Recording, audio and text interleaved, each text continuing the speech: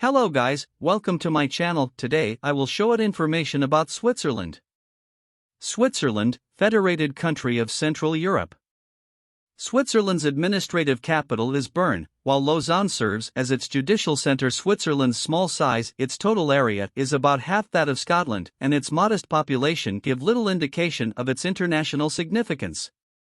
A landlocked country of towering mountains, deep alpine lakes, grassy valleys dotted with neat farms and small villages, and thriving cities that blend the old and the new, Switzerland is the nexus of the diverse physical and cultural geography of Western Europe, renowned for both its natural beauty and its way of life.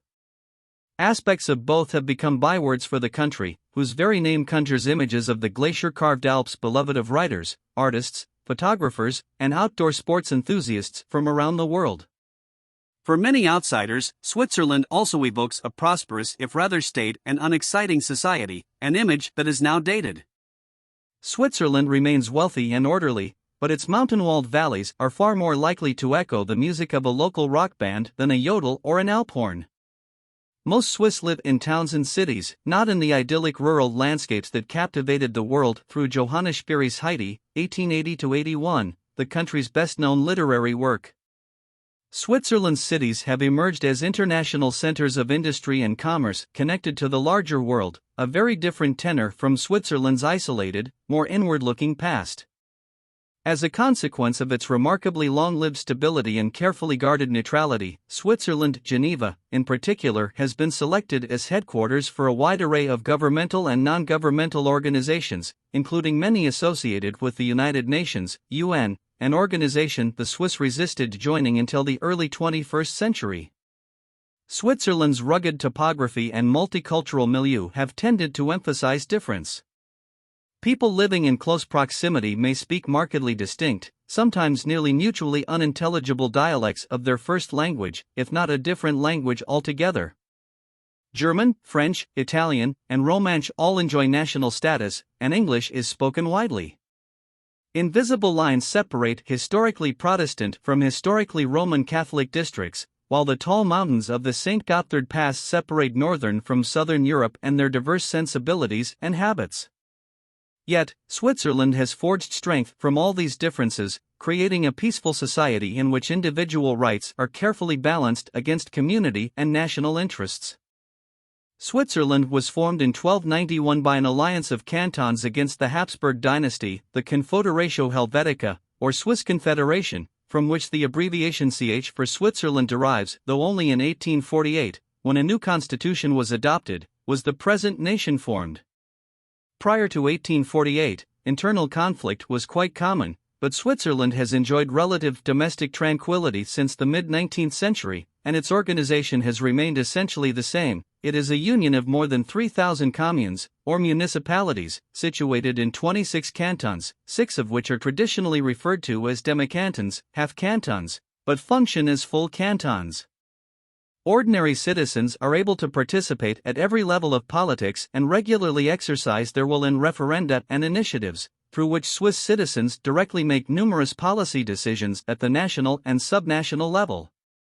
Two effects of this popular involvement are evident: Swiss taxes are rather low by European standards, because voters are able to review and approve a broad range of expenditures, and political decision-making tends to be slow, because contending individual claims and opinions must be allowed to be expressed at every step. That high level of citizen involvement prompted the renowned 20th-century Swiss playwright and ironist Friedrich Dürrenmatt to allegorize Switzerland as a prison in which each Swiss citizen was at the same time prisoner and guard. Even so, the Swiss blend of federalism and direct democracy is unique in the world and is considered central to the country's political and economic success. And Switzerland is indeed a major economic power, thanks to its long tradition of financial services and high-quality, specialized manufactures of items such as precision timepieces, optics, chemicals, and pharmaceuticals, as well as of specialty foodstuffs such as Emmentaler cheese and milk chocolate. Switzerland is regularly judged to have among the world's highest standards of living. Bern is a placid city whose name derives from the bear pits the canton's medieval rulers established there as a heraldic symbol. The bear pits are now part of the city's popular zoo. A metropolis extending along a large lake where the mountains meet the plains, Zurich is by far the country's largest and most cosmopolitan city, its famed Bahnhofstrasse-Riedling shopping districts found in other leading cities in the world. Basel and Lucerne are major German-speaking cities, Geneva and Lausanne the centers of the country's French-speaking cantons, and Bellinzona and Lugano the principal cities in the Italian-speaking Ticino. Switzerland has long been a model multi-ethnic, multilingual society, a place in which diverse peoples can live in social harmony and unite in common interest. The Swiss justifiably take great pride in this, and the point was encapsulated in the early 21st century by Ruth Dreyfus, who in 1999 became the country's first woman and first Jewish president, a post that rotates annually. I may be a native speaker of French, but my parents originally came from German-speaking Switzerland, and I myself worked in an Italian-speaking area for a while and enjoy traveling to all parts of the country. I live in a neighborhood in which over 100 different nationalities live together in peace and harmony. I greatly appreciate this diversity. Switzerland is bordered to the west by France, to the north by Germany, to the east by Austria and Liechtenstein, and to the south by Italy. It extends about 135 miles (220 kilometers) from north to south and 220 miles (350 kilometers) at its widest extent from west to east. Switzerland's landscape is among the world's most unusual, and it has long had to contend with a variety of environmental problems that threaten its integrity. Economic development and high population density have caused severe environmental stress, resulting in pollution and debates over the use of natural resources. During the 1970s and 80s, ambitious environmental policies were implemented by the cantons and municipalities, and this led to impressive progress on pollution abatement. For example, air pollution emissions in Switzerland are among the lowest in industrialized countries. Situated at the hydrographic center of Europe, Switzerland is the source of many major rivers.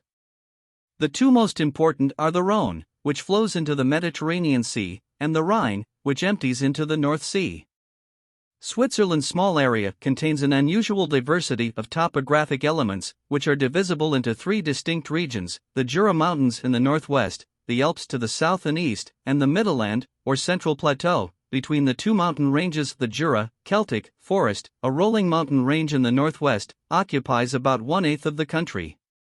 The region was formed under the extended impact of the general Alpine folding, which created the folded Jura that abuts the Mittelland and the tabular plateau Jura that forms the northern edge of the range. Jurassic limestone and marl with rich fossil content are the characteristic rocks that dip below the Mittelland and appear again in the Prealps. The limestone has been eroded in typical karst fashion, with sinkholes, caves, and underground drainage common. The ridges, covered with meadows and only sparsely forested, receive more precipitation than do the valleys, the slopes of which are wooded. Between Saint-Imier Valley, Vallon-Saint-Imier, and the Doubs, a river that forms part of the border with France, the Jura has been reduced by denudation to form an undulating plateau that extends into France. Known as the Franches Montagnes, French, Free Mountains, a name acquired in 1384 when the Bishop of Basel freed the inhabitants from taxation to encourage settlement of the remote area, this tableland is characterized by mixed agriculture and dairying. The highest point in the Jura, Monte Tendre, at about 5,500 feet, 1,700 meters, is well below the Alps. Indeed, the Jura was not a significant barrier to surface movement even before modern railroads and highways were constructed. Entrenched transverse valleys known as clouses have been eroded across the Jura ridges, providing relatively easy routes for transportation. The climate of the Jura, which has abundant precipitation, is the most continental of Switzerland. Cross-country skiing is popular during the long winters. Switzerland's watchmaking industry had its beginning in these mountains.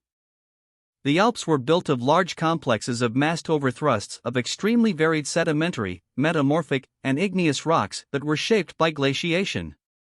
The canton of Valais contains many striking alpine peaks, including the Duferspitze on the Monte Rosa Massif, at 15,203 feet, 4,634 meters, the highest point in Switzerland, the Weisshorn, 14,780 feet, 4,405 meters, overlooking the valley called the Mattertal, the Dom, 14,912 feet, 4,545 meters, above the village of Sausfee, and the ice-sculpted Matterhorn, 14,691 feet, 4,478 meters, long, a symbol of Switzerland. The northern and southern Swiss Alps are separated by the trough formed by the Rhone and Upper Rhine valleys, the narrowest portion being the Ursrhön Valley, which lies between two crystalline central massifs, the Gotthard and the Aare. The Alps' role as the European watershed is most apparent in the central Alpine region of Switzerland, where the different chains meet. From there the Rhone River flows west, the Rhine River east, the Ticino River south to the Po River, and the Reuss River north to the Aare. The fundamental Alpine source point, however, is located in the upper Engadin Valley at the Pislungen, from which streams flow toward the North and Adriatic Seas and from which the headwaters of the Inn River flow toward the Danube and ultimately into the Black Sea. The country's geographically destined role as guardian of Europe's natural transalpine routes has been both a reason for and a basic tenet of its existence, a role expressed in its traditional neutrality in times of war. In the central Alpine region lies the St. Gotthard route, the first and shortest north-south passage through the mountains and an important European linkage. It was opened in the early delays through the mountains. For example, on weekends during the peak summer tourist season, cars and trucks were often backed up some 10 to 15 miles, 16 to 25 kilometers. To address this congestion, in 1992 Swiss voters approved the construction of a massive 35-mile, 57 kilometers rail tunnel beneath the existing St. Gotthard tunnel's primary excavation was completed in 2010, and upon its official opening in June 2016, the Gotthard Base Tunnel was the longest and most deeply set rail tunnel in the world. Because the tunnel was excavated at virtually zero grade, it could accommodate high-speed trains that would slash travel times between northern and southern Europe and reduce traffic choked-up Alpine roads. Between the Jura and Main Alpine ranges lies the hilly Mittelland, accounting for nearly one-fourth of the country and enclosed by the two mountain ranges and the two largest lakes, Lake Geneva, Lake Leman, in the west and Lake Constance, Bodensee, in the east. The fertile rolling land of the Mittelland is the agricultural heartland of the country and is where the majority of Swiss settlements, population, and industry are situated. Furthermore, vital east-west highway and rail routes bind the urban areas. As a result, the Mittelland is highly urbanized, with large chunks of land sterilized by shopping centers, housing estates, motorways, oil storage tanks, container depots, warehouses, automobile distribution centers, and industrial complexes. Soil conditions and agriculture reflect the diversity of Switzerland's climate and geologic structure. The major soil groups consist of gray-brown podzolic soils and brown forest soils, loess, glacial drift, and alluvium in the Mittelland, brown forest soils, rendzinas, and the heavier glacial clays in the Jura valleys, and the lithosol and podzolized soils of the High Alps. Switzerland's economic development has been affected by specific physical and cultural geographic factors. In the first instance, the country has few raw materials. Precipitation and soil quality largely determine the type and size of cultivation. Urban and industrial expansion encroach on the limited amount of cultivable land. The commerce and transport sectors have benefited from Switzerland's central location along international trade routes, and tourism has been boosted by the landscape's exceptional scenic beauty, including glacial peaks and alpine lakes. In the second instance, the inability of the country's small domestic market to absorb the total output of a skilled and efficient population forced Switzerland to seek world markets. Thus, by importing raw materials and converting them into high-quality, high-value-added finished products for export, developing a highly organized and efficient transportation system and tourist industry, and establishing a free market orientation, Switzerland generally has been able to keep unemployment low and inflation under control and has achieved among the world's highest standards of living and per capita incomes. The long-standing tradition of direct democracy, more than half of the world's national referenda have been held in the country, and federalism in Switzerland and the country's heavy dependence on foreign trade have given rise to an equally traditional dislike of state intervention and to strong and constant support for worldwide free trade. Thus, with the exception of the post office, most utilities and important services are privately owned or municipal enterprises, in some cases subsidized by cantonal governments. Formerly federally owned and operated, the telephone network and the railways were privatized in the late 1990s. Although Switzerland is small and relatively isolated from more well-recognized cultural centers, it nevertheless can boast an impressive list of contributors to the arts and sciences. For example, Switzerland has won more Nobel Prizes and registered more patents per capita than any other country, and the country abounds in cultural institutions, museums, and libraries, all well supported with federal funds. However, because of limited opportunities at home, some of Switzerland's most creative minds, for example, architect Le Corbusier and painter Paul Klee, went elsewhere to work. On the other hand, Switzerland's traditional neutrality and its laws of political asylum have made the country a magnet for many creative persons during times of unrest or war in Europe. For example, writers such as the English poet George Byron, the Irish novelist James Joyce, the Romanian-born French poet Tristan Tzara, and the French writer Voltaire resided in Switzerland, and, in the 1930s and 40s, the rise of fascism caused a number of German, Austrian, and Italian writers such as Thomas Mann, Stefan George, and Ignazio Siloni to seek harbor in Switzerland. Switzerland's geographic centrality in Europe is reflected in its role as Helvetia mediatrix, Switzerland the mediator. The spirit of Henri Dunant, the founder of the International Committee of the Red Cross, lives on in the continued sense of a distinct mission of cultural union that is shared by many Swiss, a mission also revealed in the country's extensive foreign assistance programs for less developed countries. Since the 1990s, with the end of the Cold War and the collapse of the bipolar division of the world, Switzerland has had to re-evaluate and redefine this traditional role. It can no longer serve as a go-between for the major power blocs. Instead, international peace initiatives are often now embedded in institutions such as the UN or the EU, and, until it joined the UN in 2002, Switzerland was a member of neither. If a Swiss culture can be spoken of in its broader implications beyond the arts, distinctive French, Italian, and German cultural circles must be recognized, as well as a Rito-Romanic culture, which has been threatened by the increasing influence of the German language in the Romansh parts of eastern Switzerland, spread largely through the medium of television. It is mostly the common political and institutional visions, federalism, direct democracy, individualism, and the will not to be dominated by the surrounding large, often centralist countries that both unite the Swiss and constitute their culture. Some see the influence of the mass media as a threat to Swiss culture and tradition, both because of its homogenizing effects and because the different language groups can now receive and be influenced by television and radio in their respective cultural hearths of Germany, France, and Italy.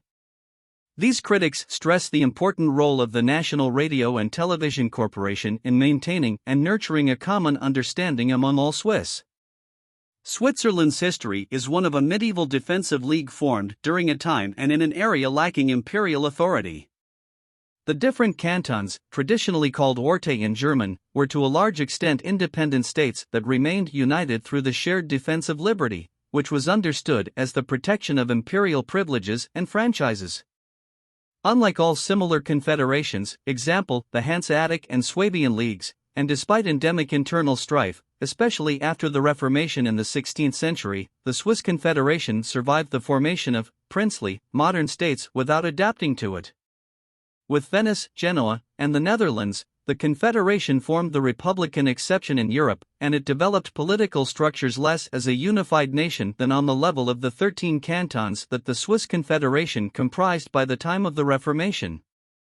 The early modern confederation also included, with reduced say, the Zuidwand-Orte districts and towns, such as Geneva and Graubünden, that were allied to and subsequently became a party of the Confederation. Switzerland was, along with San Marino, the only early modern republic to survive the reign of Napoleon I.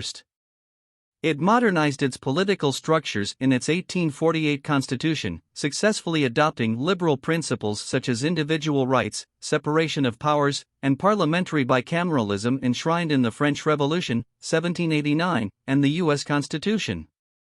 In the preceding period of crisis from the end of the 18th century to the mid-19th century, the Confederation integrated the French and Italian-speaking cantons and large rural areas, which earlier had been dominions of oligarchic or democratic regimes. Thus, Switzerland avoided breaking apart like other traditional states on mountain ridges such as Navarre or Savoy, which were destroyed by the idea of natural boundaries, or the Habsburg Empire, which was eventually torn apart and reduced to its German element by those espousing nationalism. A product of the European balance of power and, after 1499, attacked only once, 1798, Switzerland has enjoyed peace for most of its existence and was spared from 2 world wars in the 20th century, when the gradually developed concept of armed neutrality was respected by its neighbors. Economic prosperity largely followed as Switzerland adapted well to the Industrial Revolution and the growth of international finance markets, despite internal social strife in the decades around the turn of the 20th century. It is one of the world's major financial centers. Its economy is based largely on international trade and banking, as well as light and heavy industries. Manufactures include watches, precision instruments, machinery, and chemicals. Tourism and agriculture are also important. Products include grains, sugar beets, fruits and vegetables, dairy products, chocolate, and wine. Despite diverse ethnic groups, religions, and languages, Switzerland has maintained the world's oldest democracy for some 700 years. It is a federal state with 2 legislative houses. Its head of state and government is the President of the Federal Council. The original inhabitants were the Helvetians, who were conquered by the Romans in the 1st century BCE. Germanic tribes penetrated the region from the 3rd to the 6th century CE, and Muslim and Magyar raiders ventured in during the 10th century. It came under the rule of the Franks in the 9th century and the medieval empire, later the Holy Roman Empire, in the 11th century. In 1291 3 cantons formed an anti-Habsburg league that became the nucleus of the Swiss Confederation. It was a center of the Reformation, which divided the Confederation and led to a period of political and religious conflict. The French organized Switzerland as the Helvetic Republic in 1798. In 1815, the Congress of Vienna recognized Swiss independence and guaranteed its neutrality. A new federal state was formed in 1848 with Bern as the capital. Switzerland remained neutral in both World War I and World War II and has continued to defend this neutrality. It joined the European Free Trade Association in 1960, but it has opted against joining the European Union. It joined the United Nations in 2002. Thanks for watching.